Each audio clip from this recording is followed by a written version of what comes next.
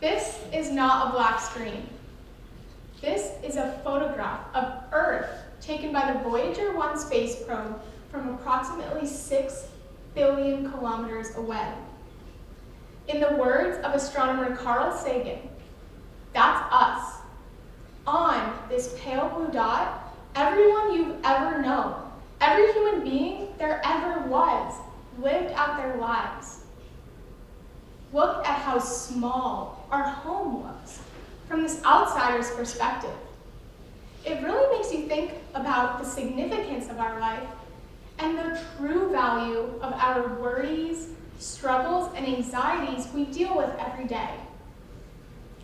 This is the pale blue dot perspective, and it is one we are all capable of having, but sometimes need reminders of how and why to use it. Keep it in mind today as I explain to you an opposing viewpoint that entraps us in daily habit. My name is Katrina Schneider, and I'm currently in my first of 2 gap years on my way to medical school. Preparing for the medical school long haul constantly reminds me of that opposing viewpoint and why it is so easy for us to succumb to it. I have 5 tools that I use to prevent that from happening that I will share with you. I have a very vivid image of myself from a very long time ago where I was spending time at the beach with my friends and they were peer pressuring me to jump into the ocean with them. It was a very hot day and I wanted to jump, but I had a mental block holding me back. It was extremely frustrating watching my friends have a good time without me for a reason I couldn't explain. It wasn't until years later where I realized what that mental block was. Now, during COVID, I was a high school senior and I was forced into a lot of introspection. This is where I realized that this fear I was having was due to an idea of being afraid of the transition state. This irrational fear, I finally understood, came from this idea of this beach day scenario where it perfectly encapsulated something I had been dealing with my entire life, being afraid to jump. Being afraid to jump physically into the cold ocean water, sure. But metaphorically, I had been afraid to jump into new experience. I had been a shy dancer my entire life who spoke very little, and I hated that part about myself. But I never did anything to change it. It wasn't until more recently, as I was studying for the MCAT, that I was able to conceptualize this idea, this psychological setback, as a more biochemical phenomenon I was studying. This is a diagram of spontaneous free energy inside of a chemical reaction. On the left side, we have the energy of our reactant, while on the right, we have the energy of our products. This mental block I was having stuck me right in the middle, a place called the transition state. Now, there is a lot of activation energy here in the transition state that helps us move the reaction to completion. This energy causes us to get stuck in limbo between comfort and momentary discomfort. We avoid vulnerability in our lives constantly. We push off or even cancel a meeting with our boss to discuss a potential promotion in fear of hurting our self-esteem. We remain and excuse ourselves for remaining in toxic relationships because the potential heartbreak is more painful than the heartbreak itself. This is paralyzing. We've built up this energy so high that we can no longer see the products in front of it. We can no longer see that the end state of our goals actually requires less energy and less stress to maintain than the current state we're in. What do we do about it? Well, in moving with this spontaneous reaction analogy, we need an enzyme to catalyze the reaction for us. Enzymes lower the activation energy needed to make it to the products. It lowers the mountain we have to climb over for our goals. Enzymes are found when we seek out new experiences. I have 5 quotes, or enzymes if you will, that I keep framed on my bedroom walls as reminders of what to do if the beach day scenario ever happens in more serious aspects of my life. You can use these tools as well in case you ever feel stuck in this state and need that extra push for the next step. They are as follows. 1, from The Alchemist. Tell your heart that the fear of suffering is worse than the suffering itself. Anticipation can be exciting or debilitating. We must unburden our heart of what might happen in the future by worrying, and instead be exhilarated by what could happen. Break routine. Take 1 or 2 small activities and add them into your daily life that make you uncomfortable, but take you 1 step closer to your goal. For example, check out a library book at the library on any topic you're remotely interested in, and take the time to actually read it. Excessively planning for things that we don't even know will happen in the future is not maturity. When we take the time to accept that this thinking is actually inhibiting our ability to act, we leave more space to focus on ourselves and what we really want. Number 2, from Lemony Snicket. If we wait until we're ready, we'll be waiting for the rest of our lives. In high school, I struggled to put my thoughts together into a polished idea. In fear of being misunderstood, I never felt ready to voice these fragmented thoughts, so I remained silent. This is stagnation. And I finally realized that once I was able to take a step back and employ the pale blue dot perspective, looking at myself and who I want to be in a new light. Stagnation encapsulates the buzzword perfectionism.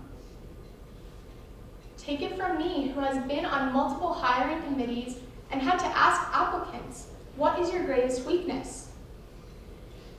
The revolving answer was always about perfectionism.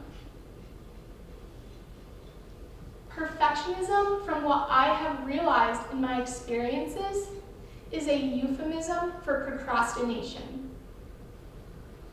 There is no perfect time to do something.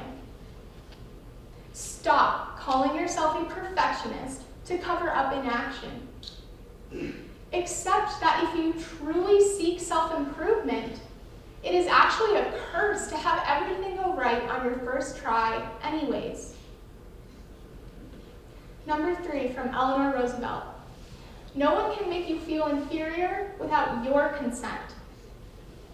In college, I continuously met peers who couldn't eat by themselves because sitting alone brought judgment. When I told these same people that I was interested in joining the archery team, I was met with criticism. How could I try an unpracticed hobby with strangers watching my every move? I also had previous dance coaches who stuck me in the back corner of the room, mixed up my name with someone else, and made me feel forgotten, until I lost my love for the thing I was most passionate about. These real conversations prove to me that some people believe social reinvention is social setback. this is wrong. And finally acknowledging that was incredibly liberating. Reminding myself of this enzyme helped me seek out new coaches, new friends, and dance mentors who heightened my confidence to then become captain of that D1 team, to get my EMT certification, to continue dancing professionally in an extra gap year, and to finally cross off another bucket list item, to give a TED Talk. The next time someone criticizes you, observe their body language and their tone. Insecurity hides behind a facade of superiority and judgment. Accept that you can have the courage to do something alone, a new enzyme experience by yourself, despite criticism from people who are just intimidated by that very courage. Number 4, from the Greek poet Archilochus. We don't rise to the level of our expectations. We fall to the level of our training. As soon as I expressed interest in healthcare and science, I was overwhelmed by questions from people asking about my end career goals that wouldn't concern me for another decade. Meanwhile, I was still trying to pass driver's ed. Encouraging expedited success accelerates burnout at younger and younger ages. But to slow down is to accept that our brain is malleable. Dr. Dweck of Stanford University characterized this as the growth mindset. The growth mindset revolves around how we talk to ourselves. Intelligence feedback deals with performance outcome, such as getting an A+ or being congratulated on a promotion. When we internalize this intelligence feedback, easy problems feel good. Solving them ensures that we keep receiving these compliments. Effort feedback, on the other hand, deals with our persistence and initiative. When we shift our personal narrative to effort feedback, we are more likely to take on challenges. Challenge is messy, but we succeed in tackling it because our identity has become progressive. Our identity does not revolve around intelligence, talent, or athleticism. When we accept this, it is more important now to start praising yourself for your divergent thinking, your resilience, and your training. Take pride in being a constant learner and take on those challenges. Number 5, our last quote. Frustration is a sign of progress, a signal that your mind is processing complexity and requires more practice. There comes a time when we're learning a new skill that we feel like we need to doubt our abilities. When this happens, we inevitably give into these feelings and we give up on ourselves before officially giving up. When this happens, we create shortcuts. We try to promote an easier way to do something. And this causes functional feedback or functional fixedness, a bias that prevents us from using ideas and objects outside of what's stereotypically normal. Again, frustration wakes us up to complacent habit. For me, things like jogging at 5:30 in the morning to go see the sunrise, taking intimidating dance classes at famous studios, or simply eating alone. All of these activities broke down that subconscious environment I created for myself as accepting things as just how they were. You can visualize your goals by becoming excited in the process of obtaining them. Understand that frustration comes with having goals, and that's a good thing.